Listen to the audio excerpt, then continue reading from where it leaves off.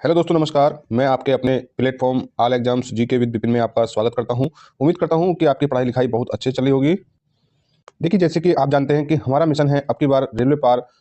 दोस्तों, इसी क्रम में आज की जो क्लास नंबर 32 यानी क्लास नंबर 32 होने वाली है।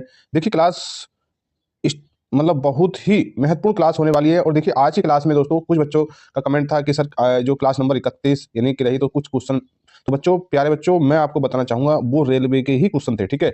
और देखिए, आज की क्लास में क्वेश्चन आसान होने वाले हैं, बहुत आसान होने वाले हैं। ठीक है, उनके लिए आसान है जो इस सीरीज को फॉलो कर रहे हैं। ठीक है। ठीक है। तो देखिए, कुछ बच्चों का कमेंट था, कमेंट जो था वो कॉमन कमेंट था, और कमेंट ज़्यादातर उन्हीं बच्चों का था जो रेगुलर इस प्लेटफॉर्म से तैयारी कर रहे हैं। तो देखिए, शायद मैंने उस कमेंट का आंसर तो दिया है, परंतु हो सकता है आपने वो क्लास मिस करी हो। तो मैं आपके कमेंट का आज आंसर देने वाला हूं। तो चलिए अपनी क्लास स्टार्ट करते हैं। अगर देखिए क्लास अच्छी लगती है तो कृपया लाइक शेयर करके जरूर जाना है। लाइक और शेयर का कोई पैसा नहीं लगता प्यारे बच्चों। इस प्लेटफॉर्म पर नए हैं तो सब्सक्राइब कर लीजिएगा। ठीक है। और ज़्यादा से ज़्यादा अपने दोस्तों को सजेशन करिएगा कि all exams GK with Vipin जो प्लेटफॉर्म है जीके की, रेलवे जीके जीएस की बेहतर तैयारी के लिए, बहुत बेहतर तैयारी के लिए प्लेटफॉर्म है। ठीक है। चलिए अपनी क्लास स्टार्ट करते हैं। देखिए प्यारे बच्चों, आज की जो क्लास का पहला क्वेश्चन है, और इस सीरीज में हम जो क्वेश्चन नंबर 554 पर पहुंच चुके हैं। ठीक है।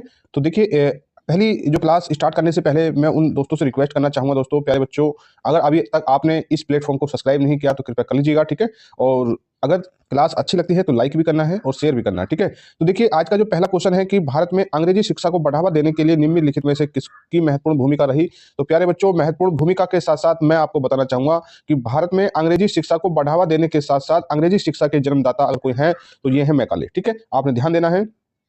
ठीक है। तो देखिए, अभी चलिए मैं आपके कमेंट का आंसर दे देता हूं। देखिए, कुछ बच्चे कह रहे थे कि सर आपने जो सीरीज चल रही है ये, इसमें तो हिस्ट्री से संबंधित क्वेश्चन है, यानी इतिहास से संबंधित क्वेश्चन है। तो प्यारे बच्चों, मैं आपको बताना चाहूंगा, देखिए, मेरा अपना एक यूनिक तरीका है पढ़ाने का, क्योंकि मेरा काफी वर्षों का पढ़ने और पढ़ाने का जो अनुभव है उसे मैं शेयर कर रहा हूँ। क्या है कि देखिए बच्चों, कुछ अभी क्या था कि हर प्लेटफॉर्म पर आपको एक खिचड़ी सी बनाकर दे रखी है। ठीक है, खिचड़ी सी बनाकर दे रखी है। दोस्तों, अभी हमारे पास परीक्षा में कुछ समय है, तो देखिए हमारा क्या प्लान है और हमारी टीम का क्या प्लान है। देखिए, हमने जो रेलवे के क्वेश्चन थे, रेलवे के सभी क्वेश्चन को कलेक्ट कर लिया है। और सभी क्वेश्चन को कलेक्ट करने के बाद उसे सब्जेक्ट वाइज अलग करने के बाद, सब्जेक्ट वाइज करने के साथ साथ वो क्वेश्चन किस ईयर में पूछा गया है। ठीक है। जैसे कि एनटीपीसी 2019 के क्वेश्चन चल रहे हैं। ठीक है। फिर हम जो है, जो एनटीपीसी का जो इतिहास रहा है सन 2000 से लेकर 2019-20 तक, दोस्तों सभी क्वेश्चन हमने निकाल लिए हैं।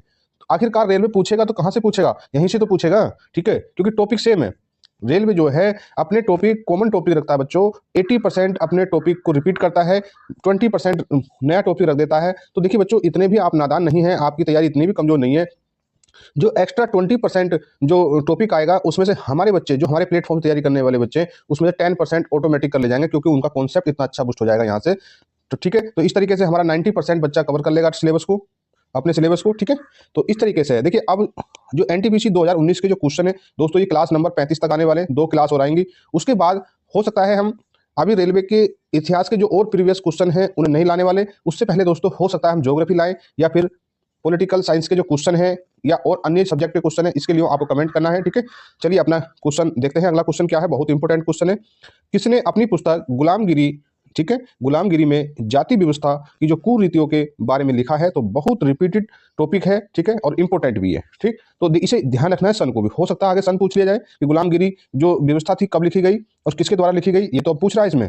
तो ये जो पुस्तक थी, ये जो 1871 में जाति व्यवस्था की कुरीतियों के बारे में लिखी गई, और किसने लिखी, ज्योति राव गोविंद राव फूले ने। ठीक है। चलिए नेक्स्ट क्वेश्चन देखिए, क्वेश्चन कह रहा है कि भारत छोड़ो आंदोलन को महात्मा गांधी द्वारा अखिल भारतीय राष्ट्रीय कांग्रेस समिति के मुंबई तत्काल बम्बे अधिवेशन में शुरू किया गया था। तो दोस्तों, यह शस्त्र कौन से महीने में शुरू किया गया। देखिए प्यारे बच्चों, कितना आसान क्वेश्चन है। टॉपिक तो भारत छोड़ो आंदोलन ही है, परंतु कितना आसान क्वेश्चन है। देखिए यहाँ क्या पूछ लिया, अगस्त माह ही पूछा है। हो सकता है आगे आने वाले समय में आपसे पूछ लेगा कौन सी तारीख को भारत छोड़ो आंदोलन शुरू किया गया, तो वहां आपको क्या करना है, 8 अगस्त। ठीक है।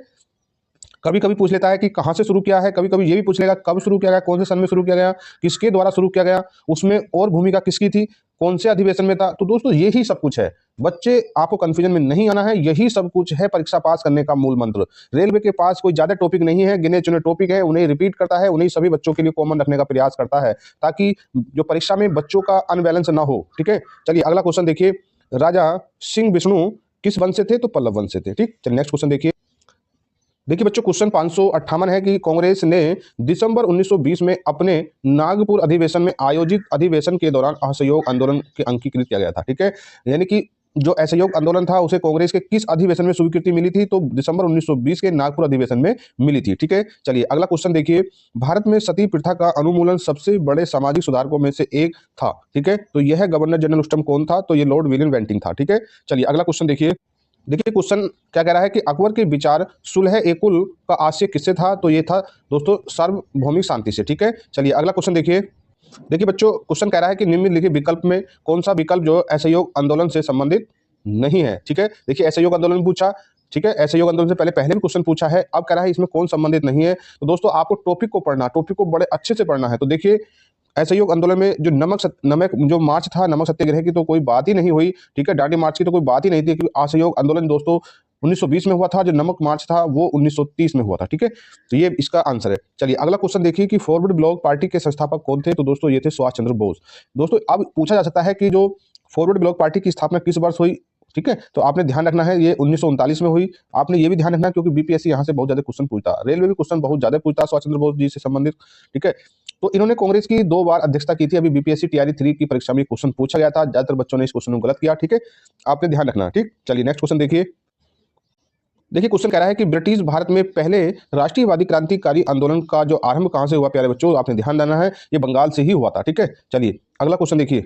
देखिए क्वेश्चन क्या कह रहा है कि 1873 में, देखिए ये हम मिस्टेक है, टाइपिंग मिस्टेक है प्यारे बच्चों, ध्यान देना है। 1873 नहीं, ये 1800 क्या है? ये 1893 है। ठीक है, 1893 है। ठीक है, 1893 में किस वायसराय के शासन में बंगाल में, जो बंगाल है, बंगाल की अस्थायी बंदोबस्त लागू की गई थी? तो दोस्तों वो थे लॉर्ड कॉर्नवालिस। ठीक है, आपने यहाँ ध्यान देना है, यहाँ जो 1873 नहीं, 1893। ठीक है, चलिए नेक्स्ट क्वेश्चन देखिए।